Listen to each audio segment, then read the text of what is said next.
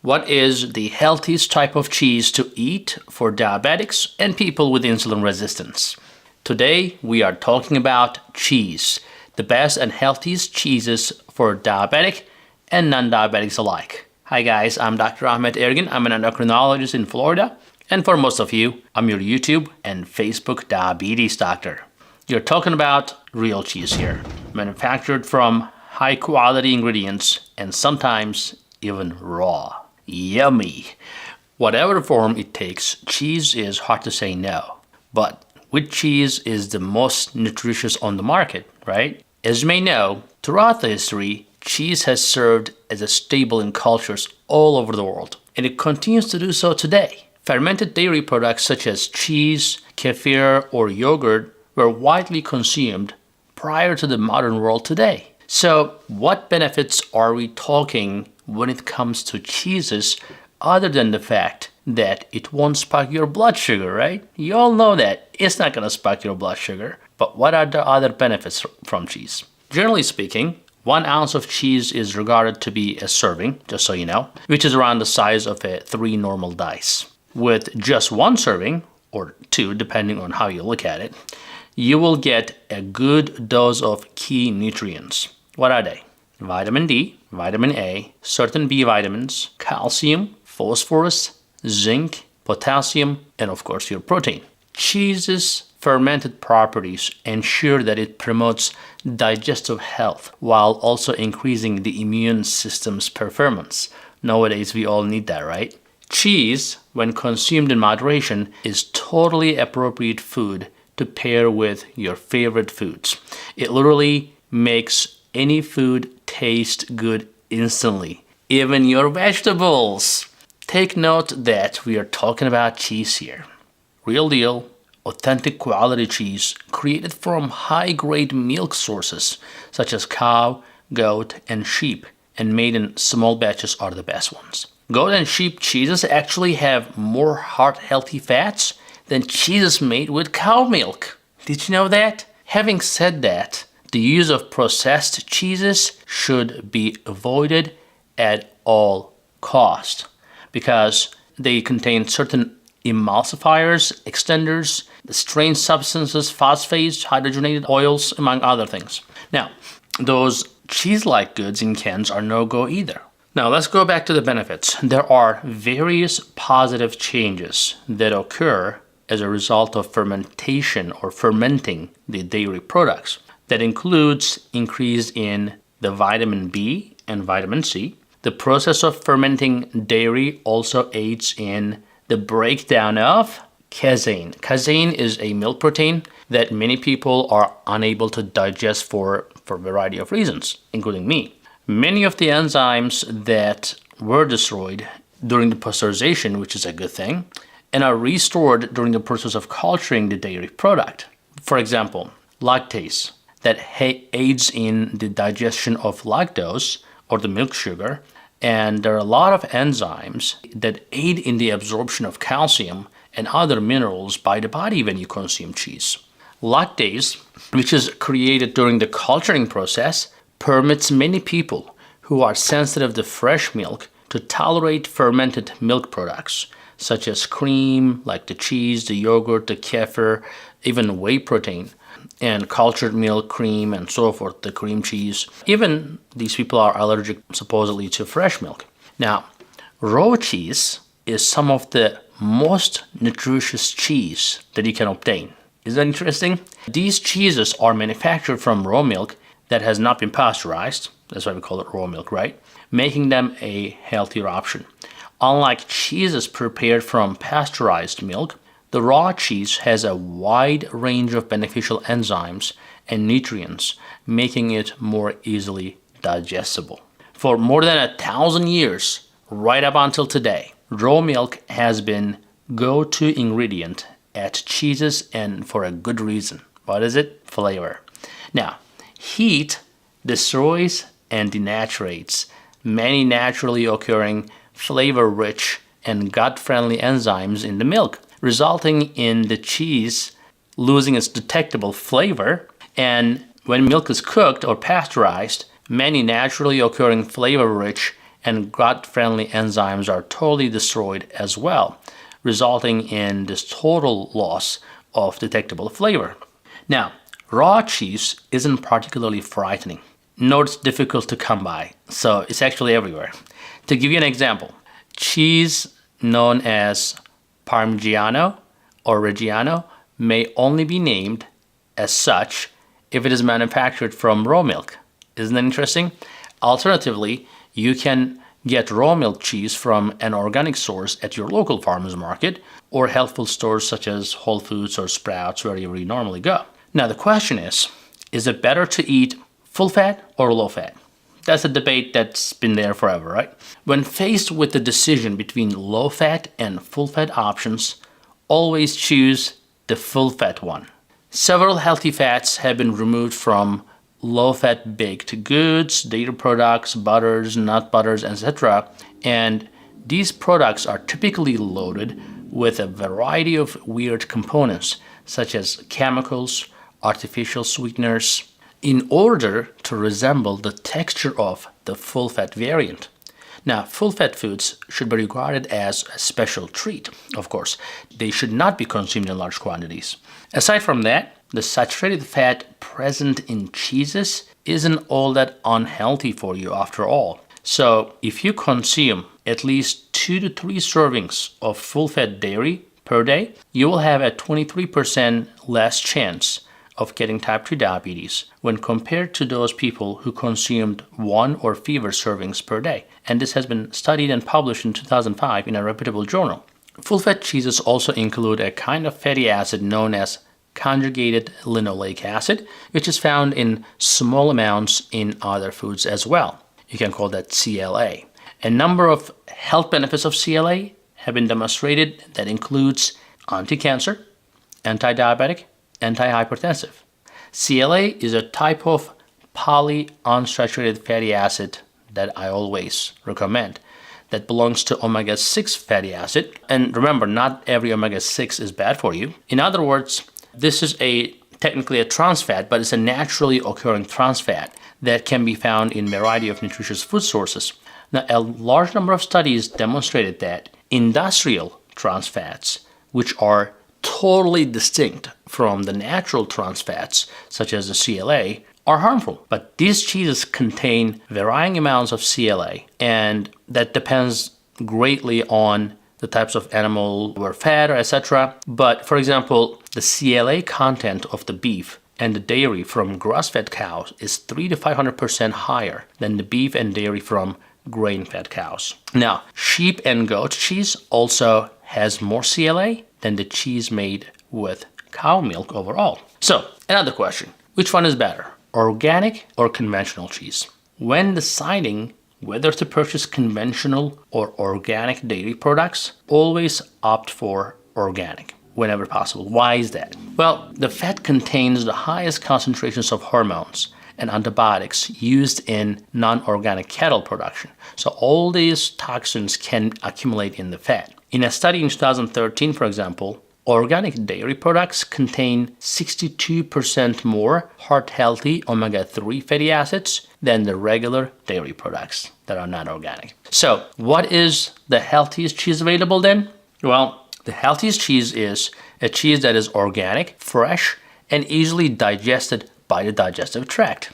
Now, goat cheese happens to be one of the healthiest ones. Goat cheese, 1 ounce is around 102 calories. That has 6 grams of saturated fat and 6 grams of protein. The goat cheese also has vitamin A, B2, calcium, iron, phosphorus, potassium, B12, vitamin D. All are included in the goat cheese. Now, in the case of those who are allergic to cow's milk, these cheese products, the goat cheese, may be an acceptable substitution, and the primary protein found in milk is referred to as casein. This protein is available in 2 different forms, A1 and A2, each of which contains a different amino acid in its structural composition.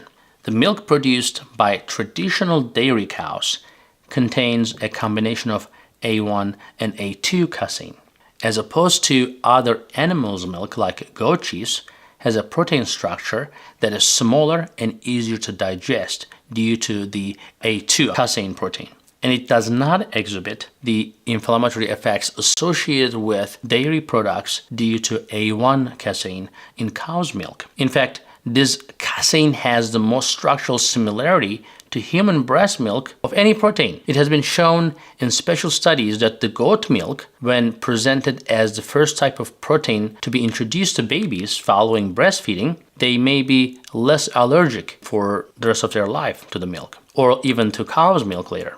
Also, as compared to cow's milk, goat milk boosts iron absorption while also improving bone formation and the bioavailability of certain minerals, such as magnesium in your body. What can you do with goat cheese? Well, you can spread on a toast or bagel, provided that you're not eating this all the time because you're diabetic, or if you're a diabetic. Or you can put that into olives and peppers or vegetables if you are concerned about the carbohydrates with diabetes and so forth. You can put in creamy soups. You can add to your salads, sandwiches, etc. Frittatas. There's so many applications. Now, guys, before moving to the next cheese, if you are enjoying this video or learning something, please hit that like button and say something in the comment section. Also, remember to follow us on Facebook and Instagram and TikTok, where we provide a lot of short and sweet to the point videos that you may like if you don't have patience to watch this entire long video here. Number 2, Pecorino Romano cheese, or you can call it Romano cheese. 1 ounce has 110 calories, 7 grams of protein, 7 grams of saturated fat, and similar vitamins and minerals like in other cheeses. Now, Pecorino cheese is a pretty, it's a hard and sharp cheese, a salty Italian cheese made from sheep's milk that is both delicious and nutritious when consumed in moderation. It is considered to be one of the oldest Italian cheeses, and is considered to be one of the oldest cheeses in the world as well. Now, when made from grass-fed milk, this cheese is particularly super high in CLA, which is conjugated linoleic acid. Again, it's a very beneficial omega-6 fatty acid. According to the findings of a 5-year study, consumption of CLAs found in Pecorino Romano cheese may be associated with low weight, which is weight loss, reduced risk of diabetes, reduced risk of obesity, again, cancer, and inflammation. Now, the cheese should be labeled Pecorino Romano, and that indicates that it has been manufactured under tight regulations on the Italian islands of Sardinia. Remember that island we talked before? And the Tuscan province of Grosseto. So, it is a cheese that can be expensive but extremely beneficial. When grated onto like simple green salads or vegetable dishes, it is wonderful. It can also be used in whole grain salads, frittatas, and some other egg dishes as well. Now, the next on the list is cottage cheese. So, 1 ounce has only 27 calories. 1 gram of fat, 3 grams of protein. There is a solid reason why cottage cheese has traditionally been regarded as nutritious whole food. This cheese is said to aid in weight loss and bone health, while at the same time increasing calcium, protein, and nutrient consumption, among other things. It's possible to make cottage cheese by actually heating and curdling milk with the help of an acidic medium, such as vinegar or lime juice. As the milk comes to a boil, it starts to curdle and create lumps of curdled milk. A large lump of cottage cheese is made from these curds once they have been pressed and molded. In fact, this method is so simple that you can even make your own cottage cheese right at home using the ingredients that we discussed. Those who are limiting their salt intake may find the cottage cheese as a very good option. And according to a study that was published in BJM, that was an open study of 612 cheeses. And cottage cheese had the lowest salt content, followed by the feta cheese. Generally speaking, cheeses that are soft and less aged tend to have lower salt content, if you're cautious about that. The cottage cheese can be used in a lot of ways in your kitchen, and it can be like a base of a meal. You can serve it with some fresh fruit, nuts, and seeds to round the flavor profile of that dish. Now, cheddar cheese is number 4. That has 1 ounce, has around 115 calories, 6 grams of protein, 9 grams of fat, and around 5 to 6 grams of saturated fat. Now, this one is a sharp one, or it could be even extra sharp. And this cheese is believed to have originated in the United Kingdom, in the same place by the same name, cheddar. It is the most popular cheese in the United Kingdom and the second most popular cheese in the United States, right behind the mozzarella.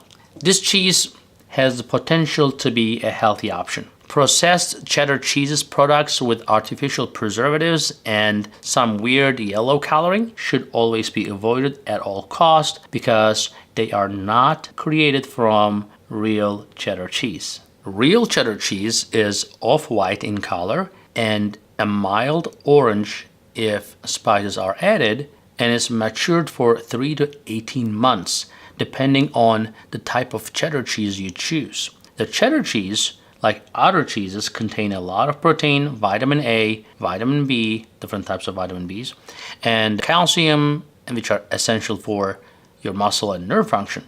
Cheddar cheese can be used in a variety of recipes.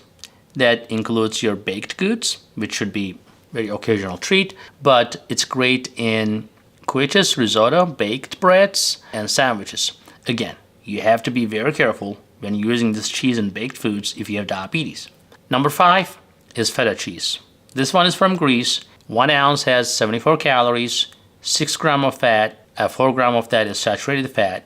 It is typically made from fermented from sheep or goat milk, or a combination of the two, used to make that tangy cheese that we call feta. Feta is synonymous with the Mediterranean flavors and can be found in a variety of dishes. This cheese not only has a wide range of culinary applications, but it also has a lot of health promoting properties. Because of the high quantities of calcium and vitamin D in feta cheese, it may have cancer preventive qualities on a nutritional level. It is believed that the combination of these two nutrients can assist to protect the body against a lot of types of cancer. Feta cheese also contains beneficial bacteria known as probiotics that help to keep your gut healthy, as well as it has significant calcium for your bone health. Salty and creamy feta cheese is great with olives and hot peppers in salad dishes, and when combined with sweet elements such as watermelon. Be careful with the watermelon though, it's a fruit that can load you up quickly before you know it, especially if you're eating with something salty.